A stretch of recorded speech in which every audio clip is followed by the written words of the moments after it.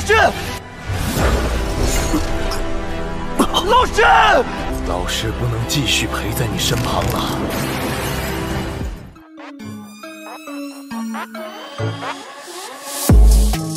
Halo para pecinta Battle Through the Heavens dimanapun kalian berada.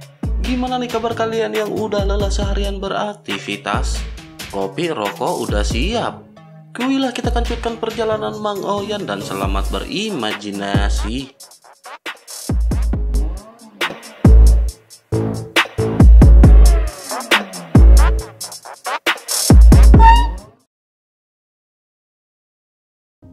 Cerita masih berkancut dengan Xiaoyan yang pada saat ini masih menghadapi kesengsaraan ilahi atau kesengsaraan dewa. Xiaoyan pada saat ini dibawa ke ilusi yang tampak sangat nyata dan kembali ke masa lalu. Xiaoyan pada saat ini berhadapan dengan telapak tangan yang pada saat ini mengarah ke arah tim Fearless. Pemandangan menyedihkan seperti sebelumnya terjadi dan Xiaoyan pada saat ini menggertakkan giginya. Xiaoyan pada saat ini tersadar bahwa Xiaoyan sudah memiliki kekuatan di tingkat dogat. Pada akhirnya Xiaoyan segera melesatkan telapak tangannya untuk berhadapan dengan kekuatan yang dilesatkan oleh Chuling. Telapak tangan yang dilesatkan oleh Chuling sebelumnya benar-benar telah berhasil menghancurkan semua orang di tim Fearless.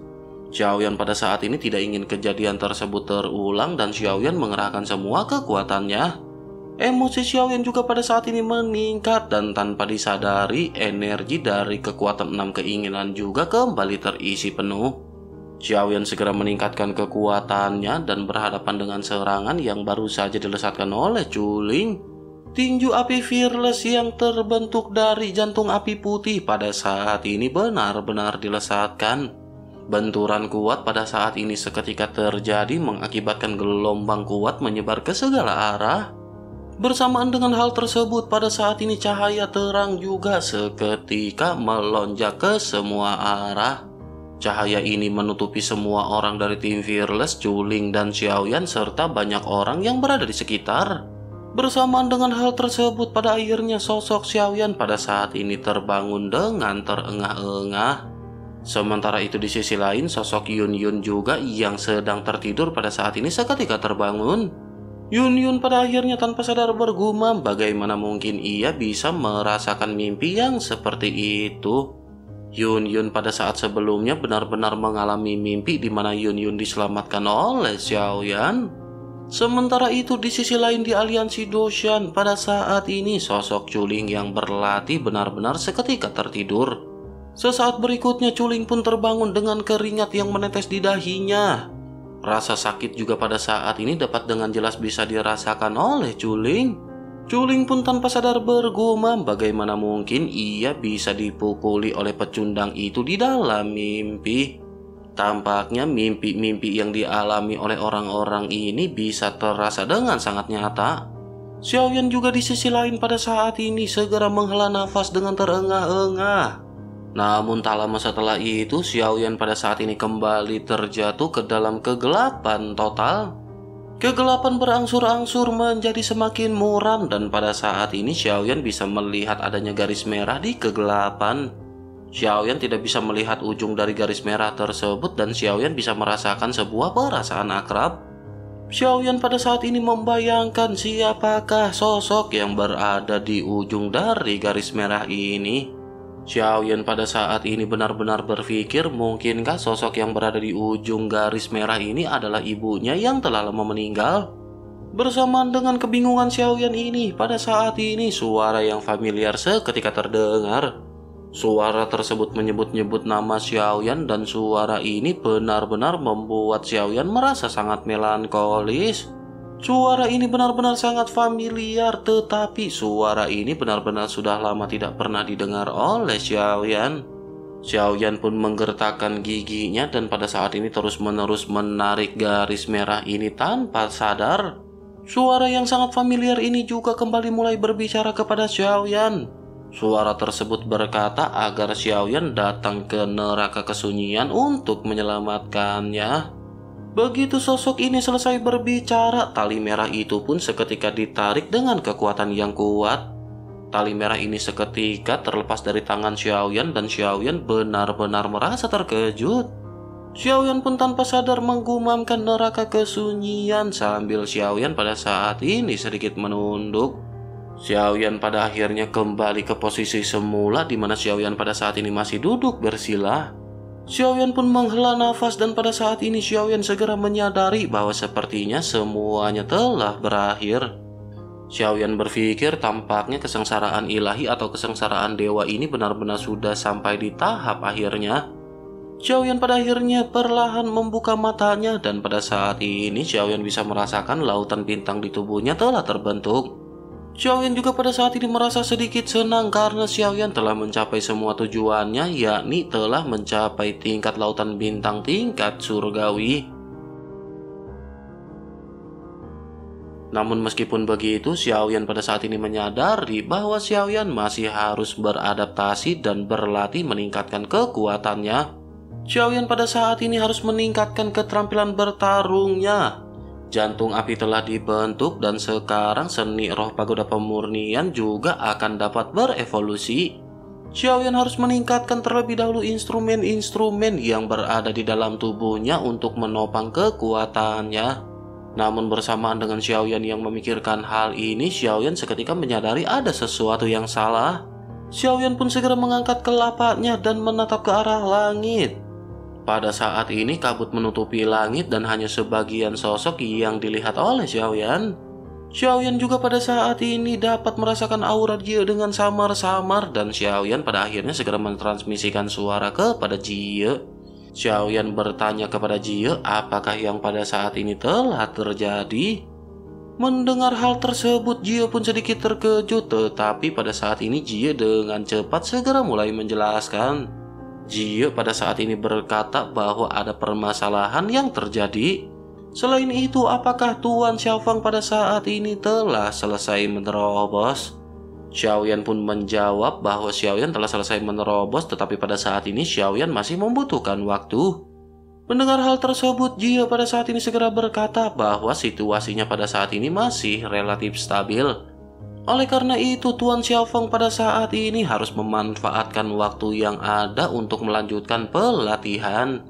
Xiaoyan pun menganggukkan kelapanya dan berkata kepada Jie agar mereka pada saat ini menunggu kedatangan dari Xiaofang. Mendengar informasi yang baru saja diucapkan oleh Jie, pada saat ini Xiaoyan merasa sedikit lega. Tetapi Xiaoyan juga menyadari sepertinya ada sesuatu yang terjadi di luar sana dan Xiaoyan pada saat ini harus memanfaatkan waktu sebaik mungkin. Pada akhirnya Xiaoyan segera memfokuskan pemikirannya untuk mengolah seni roh pagoda pemurnian. Xiaoyan duduk bersila dan pada saat ini Xiaoyan segera merasakan kekuatan dari jantung api putih. Xiaoyan pada saat ini bisa merasakan bahwa jantung api putih ini benar-benar berbeda dengan api surgawi. Jika api surgawi dapat sepenuhnya dengan mudah dikendalikan oleh Xiaoyan, jantung api putih ini benar-benar berbeda. Meskipun Xiaoyan pada saat ini adalah tuan dari jantung api putih, tetapi jantung api putih ini benar-benar masih memberikan tekanan dan menolak keinginan Xiaoyan. Namun seiring penolakan ini terjadi, Xiaoyan juga menjadi semakin bersemangat untuk bisa menaklukkan jantung api putih. Selain itu, pada saat ini hanya pagoda pemurnian yang bisa menekan kekuatan dari jantung api putih. Xiaoyan pada akhirnya segera memejamkan matanya dan pada saat ini memutuskan untuk berkomunikasi dengan jantung api putih. Begitu Xiaoyan memasuki meridiannya, pada saat ini sosok terjantung api putih segera melayang di hadapan Xiaoyan. Jantung api putih ini terlihat gelisah seolah-olah ingin berkomunikasi dengan Xiaoyan dan Xiaoyan pada saat ini segera mulai berbicara.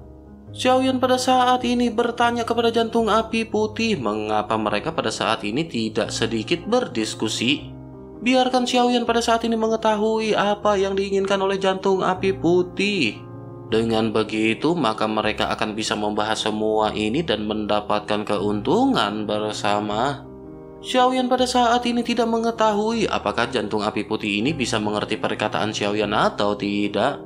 Tetapi sebagai api yang memiliki kecerdasan spiritual sendiri, tentu saja ia akan mengerti perkataan dari Xiaoyan. Sementara itu di sisi lain, jantung api putih pada saat ini seolah-olah melompat-lompat mengerti apa yang dikatakan oleh Xiaoyan.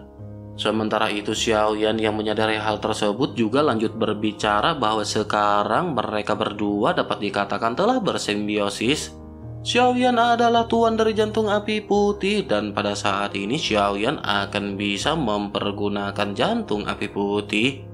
Oleh karena itu pada saat ini Xiaoyan ingin meminjam keterampilan evolusi dari jantung api putih dan hal tersebut tidak akan membahayakannya. Mendengar hal tersebut pada saat ini jantung api putih segera kembali melompat-lompat. Gerakannya menjadi semakin random dan ekstrim seolah-olah ia menunjukkan ketidakpeduliannya. Sementara itu Xiaoyan pada saat ini merasa sangat terkejut dengan apa yang baru saja ditunjukkan oleh jantung api putih. Xiaoyan tidak menyangka bahwa jantung api putih benar-benar akan menolak, padahal Xiaoyan pada saat sebelumnya berkomunikasi dengan baik. Bersamaan dengan hal tersebut pada saat ini jantung api putih tiba-tiba segera menuju ke arah keinginan dari Xiaoyan. Ia pada saat ini tampak ingin menguasai kesadaran Xiaoyan dan hal tersebut benar-benar mengejutkan Xiaoyan. Xiaoyan pun dengan cepat menekan kesadarannya dan pada saat ini segera memundurkan jantung api putih. Xiaoyan juga sedikit marah ketika menatap ke arah jantung api putih yang pada saat ini ingin menguasai Xiaoyan. Xiaoyan pada akhirnya segera bertanya dengan nada sedikit tinggi kepada jantung api putih. Xiaoyan bertanya apa yang pada saat ini ingin dilakukan oleh jantung api putih. Sementara itu di sisi lain, pada saat ini jantung api putih segera kembali mendekati Xiaoyan perlahan. Sosoknya tampak terlihat tenang dan Xiaoyan pada saat ini tampak menyadari sesuatu. Tampaknya jantung api putih pada saat ini ingin memberitahu Xiaoyan sesuatu. Xiaoyan pada akhirnya tidak mengambil tindakan dan membiarkan jantung api putih pada saat ini mendekat. Pada akhirnya begitu jantung api putih mendekati Xiaoyan, sosoknya seketika menyentuh keinginan Xiaoyan. Xiaoyan juga seketika mengetahui apa yang diinginkan oleh jantung api putih setelah kontak. Setelah itu jantung api putih pun seketika kembali keluar dari keinginan dari Xiaoyan. Xiaoyan pada saat ini segera menyadari bahwa jantung api putih tidak sepenuhnya ingin mengendalikan kesadaran Xiaoyan. Xiaoyan juga menyadari dari informasi sebelumnya bahwa jantung api putih hanya ingin mengendalikan tubuh Xiaoyan ketika bertempur. Jantung api putih ini ingin mengambil alih tubuh Xiaoyan hanya untuk bertempur. Tampaknya jantung api putih ini benar-benar sangat senang ketika ia terjebak dalam situasi pertempuran. Xiaoyan pada saat ini menghela nafas karena Xiaoyan benar-benar tidak menyangka keinginan dari jantung api putih ini sederhana. Xiaoyan juga berpikir mungkinkah hal ini karena pemilik dari jantung api putih sebelumnya adalah Bei Tianli. Dahulu kala Bei Tianli adalah orang yang sangat senang bertempur dan mungkinkah semua ini benar-benar telah terekam oleh jantung api putih. Xiaoyan pun menekan perasaan ini dan Xiaoyan pada saat ini seketika tersenyum menatap ke arah jantung api putih. Xiaoyan pun segera berkata bahwa Xiaoyan berjanji Xiaoyan akan memberikan izin untuknya ketika bertempur. Jantung api putih masih harus mematuhi keinginan Xiaoyan yang pada saat ini merupakan tuannya. Mendengar hal tersebut, jantung api putih pada saat ini tampak tidak senang. Xiaoyan pada akhirnya segera berkata jika memang ia tidak mau mengikuti permintaan dari Xiaoyan, maka Xiaoyan di masa depan tidak akan mengikuti keinginan dari jantung api putih sedikit pun. Mendengar apa yang dikatakan oleh Xiaoyan, jantung api putih pada saat ini segera menunjukkan gerakan yang sangat lembut. Seolah-olah pada saat ini jantung api putih memberitahu Xiaoyan agar Xiaoyan jangan marah. Xiaoyan pada akhirnya tersenyum merasakan bahwa jantung api putih pada saat ini tidak memiliki pilihan. Pada akhirnya Xiaoyan segera berkata bahwa semuanya pada saat ini telah diselesaikan. Dengan begitu, maka pada saat ini jantung api putih harus membantu Xiaoyan mengembangkan keterampilan bertarung Xiaoyan. Setelah itu, Xiaoyan juga akan memberikan apa yang diinginkan oleh jantung api putih di masa depan. Jantung api putih pada akhirnya seketika tersebar menyetujui apa yang baru saja disebutkan oleh Xiaoyan. Xiaoyan pada saat ini juga menghela nafas dan Xiaoyan tanpa banyak basa-basi segera mulai mengoperasikan seni roh pagoda pemurnian. Proses dari evolusi seni roh pagoda pemurnian ini benar-benar berlangsung dengan sangat cepat dan sangat sukses. Mungkin semua ini karena kerjasama dari jantung api putih dan Xiaoyan yang sangat ciamik. Xiaoyan pada akhirnya menghela nafas dan Xiaoyan sedikit terkejut dan tidak menyangka bahwa proses ini benar-benar akan diselesaikan dalam waktu yang cepat. Xiaoyan pun menghela nafas setelah menyelesaikan semua proses ini, tetapi pada saat yang bersamaan, Xiaoyan pada saat ini merasakan adanya sesuatu yang aneh terjadi di dalam dantian Xiaoyan. Semua bintang di tubuh Xiaoyan pada saat ini mulai runtuh tanpa alasan dan Xiaoyan benar-benar kaget. Menghadapi situasi ini, Xiaoyan benar-benar tidak bisa berbuat apa-apa. Xiaoyan pun tanpa sadar bergumam apakah yang pada saat ini sedang terjadi. Sumber origin dewa yang kaya juga pada saat ini mengalir deras keluar dari tubuh Xiaoyan seiring dengan runtuhnya bintang-bintang. Xiaoyan pun tanpa sadar kembali berteriak sungguh sangat sial dan apakah yang sedang terjadi? Xiaoyan pada saat ini tidak bisa menahan apa yang sedang terjadi. 5.000 bintang di tubuh Xiaoyan pada saat ini secara bertahap mulai runtuh dengan kecepatan yang sangat cepat.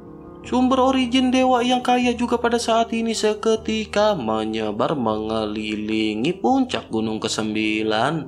Lingkuan dan Changqi juga pada saat ini tanpa sadar seketika menoleh ke arah puncak gunung ke-9. Keduanya tanpa sadar bergumam bahwa ini adalah sumber origin dewa yang sangat kaya. Menyadari hal tersebut pada saat ini Changqi seketika tertawa dan berkata sepertinya terobosan dari Yang Mulia Xiaofeng tidak berjalan mulus. Sementara itu Lin Kuan pada saat ini segera menyilangkan tangannya di dada dan sedikit merenung. Setelah itu Lin Kuan segera berkata kepada Changqi agar Changqi jangan menjelek-jelekan orang lain. Changqi sebaiknya pada saat ini berdoa agar Yang Mulia Xiaofeng tidak meminta tanggung jawab Changqi atas perbuatannya sebelumnya. Setelah selesai berbicara, Lin Kuan pada saat ini kembali merenung dan bertanya di dalam hatinya mengapa sumber origin dewa ini bisa bocor. Sementara itu di sisi lain, Jie pada saat ini segera menghampiri Hansen dan memberikan pil penyembuhan. Jie juga pada saat ini sedikit mengerutkan keningnya karena Jie tidak tahu apa yang sedang terjadi.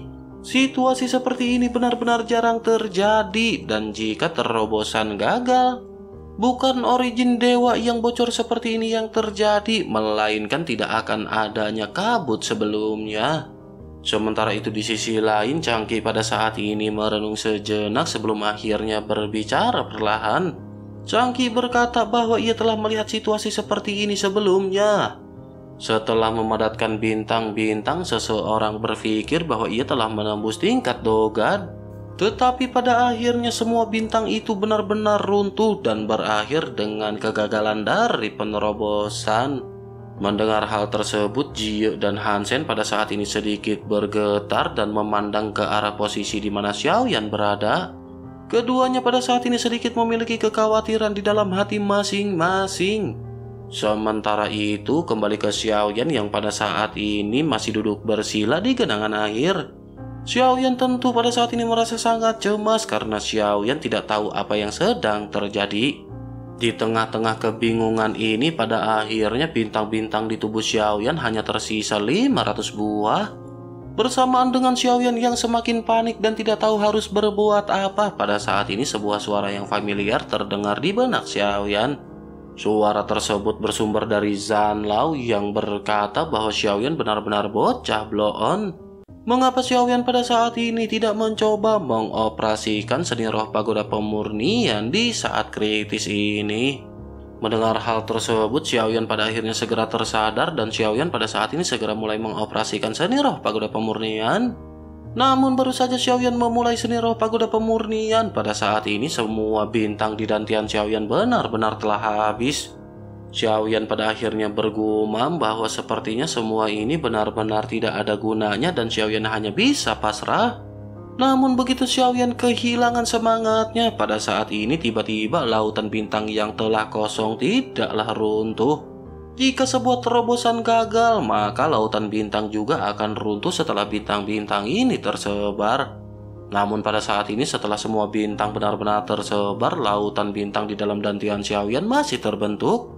Hal ini benar-benar sedikit aneh dan Xiaoyan pada saat ini tidak mengetahui apa yang terjadi. Namun bersamaan dengan hal tersebut, Xiaoyan pada saat ini juga bisa merasakan origin dewa yang sangat kuat seketika menyebar. Xiaoyan pun berinisiatif kembali menggunakan kekuatan dari pagoda pemurnian.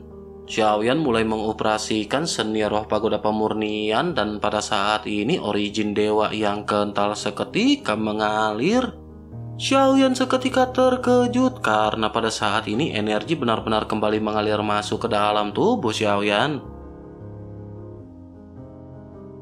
Xiaoyan juga bisa merasakan rasa sakit yang intens bersamaan dengan energi yang masuk dengan gila-gilaan ke dalam tubuh Xiaoyan. Origin dewa yang kuat pada saat ini benar-benar kembali masuk ke dalam dantian Xiaoyan. Selain itu, Xiaoyan juga dapat merasakan bahwa kekuatan dari origin dewa ini menjadi semakin kuat. Kekuatan dari origin dewa ini benar-benar 2 kali lebih kuat daripada sebelumnya. Terlebih lagi kekuatan penyerapannya juga jauh lebih cepat jika dibandingkan dengan sebelumnya. Hanya dalam waktu yang singkat pada saat ini penyerapan benar-benar berjalan dengan sangat lancar dan diselesaikan.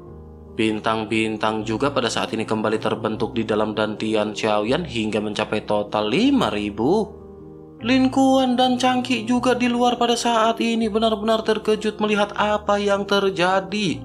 Keduanya pada saat ini mengerutkan kening dan tidak tahu pada saat ini apa yang sedang mereka lihat.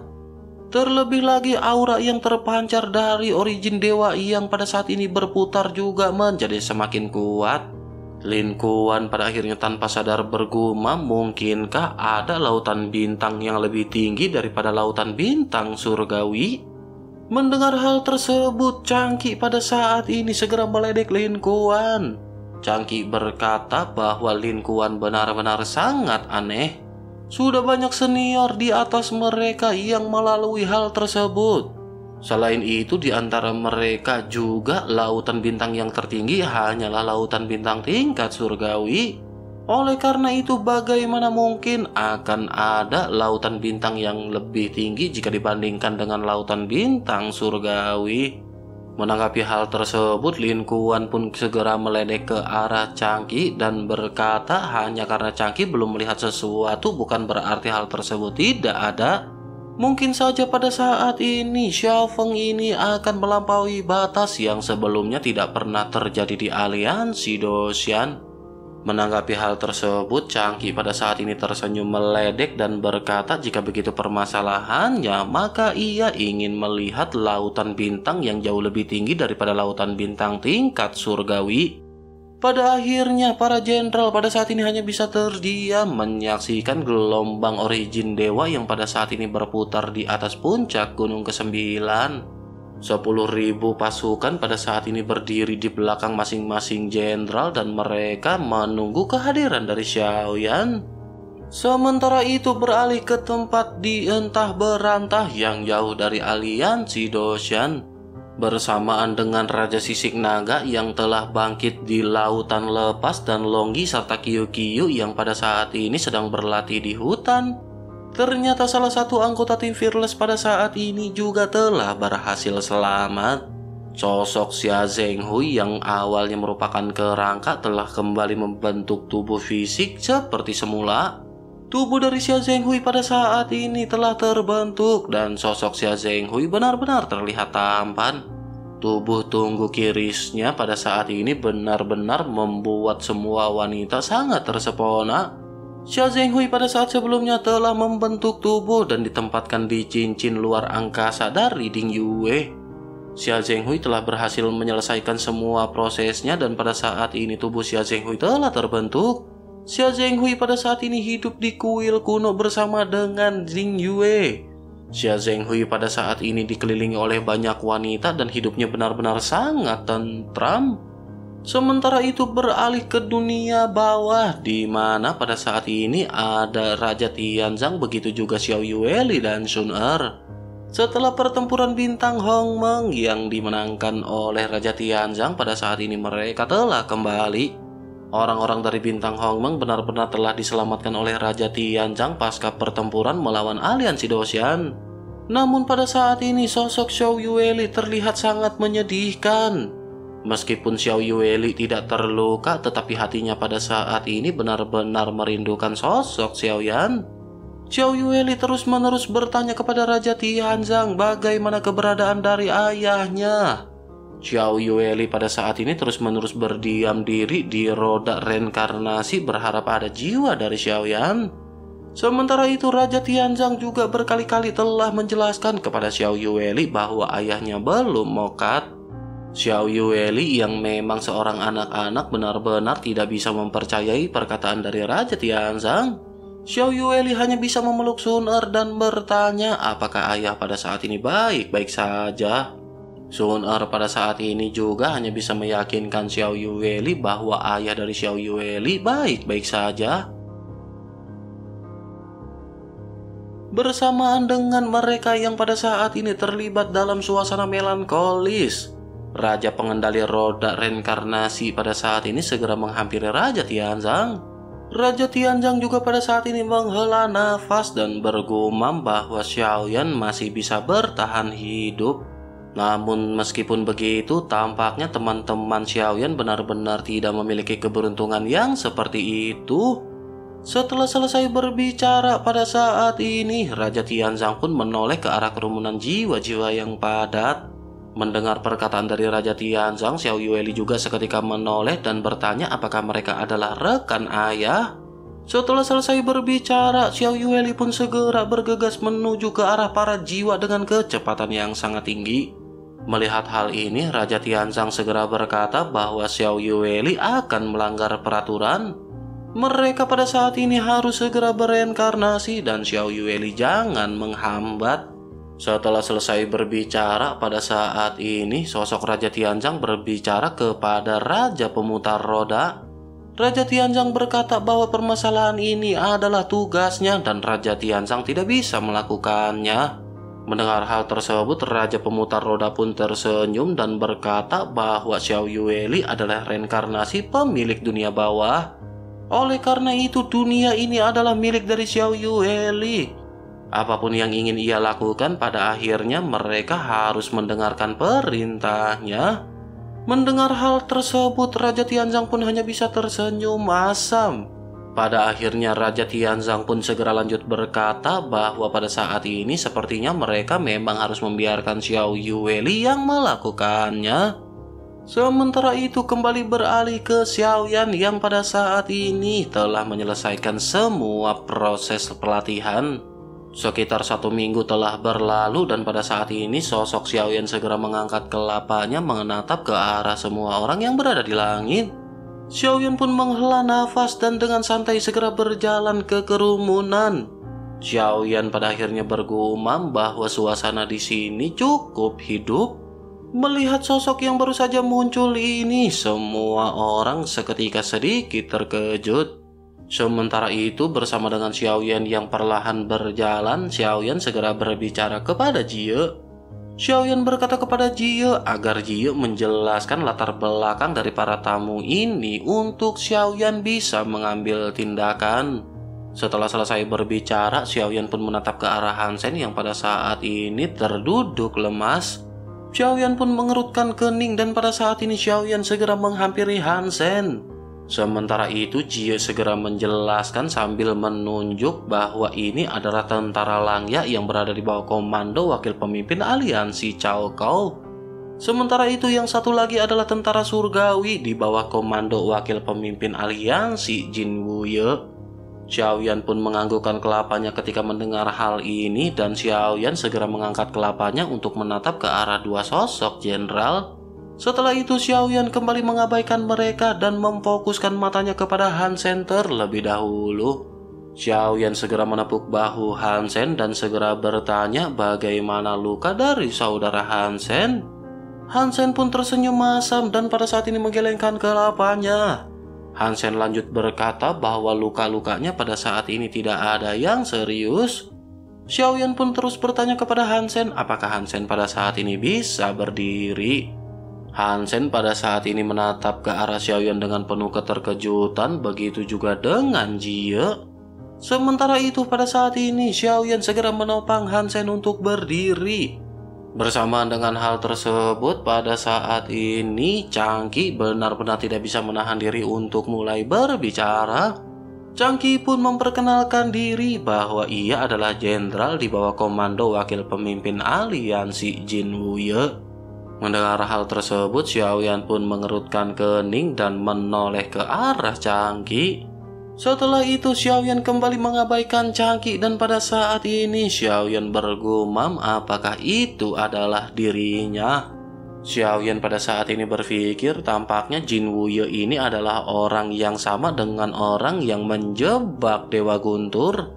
Tetapi Xiaoyan pada saat ini tidak menanggapi perkataan dari Changqi dan terus membopong Hansen. Di sisi lain, Changqi pada saat ini benar-benar sangat terkejut karena Xiaoyan benar-benar berani meremehkan Changqi. Xiaoyan seolah-olah tidak menganggap keberadaan Changqi ada. Changqi padahal telah menggunakan nama dari Jin Wuye untuk menekan Xiaoyan, tetapi Xiaoyan pada saat ini masih tidak gentar. Sementara itu Xiaoyan pada saat ini segera berkata kepada Hansen bahwa saudara Hansen harus memulihkan diri dari luka-lukanya terlebih dahulu. Siapapun orang yang berani menyentuh saudara Hansen pada saat sebelumnya, ia benar-benar akan mendapatkan permasalahan dan mungkin akan dibantai di masa depan. Setelah selesai berbicara, Xiaoyan pun segera melonjakkan aura yang sangat mendominasi. Aura tersebut menyebabkan seluruh puncak gunung ke-9 menjadi sunyi dan tekanan kuat pada saat ini menyebar. Ini bukanlah penindasan yang disebabkan oleh kekuatan dan penindasan ini adalah momentum dari aura Xiaoyan. Merasakan aura yang dilesatkan oleh Xiaoyan ini, bahkan kedua jenderal pada saat ini benar-benar sedikit menegang. Terlebih lagi Xiaoyan adalah pewaris dari Yang Mulia, dan dengan hal itu maka mereka berdua pada saat ini tidak akan bisa bertindak gegabah.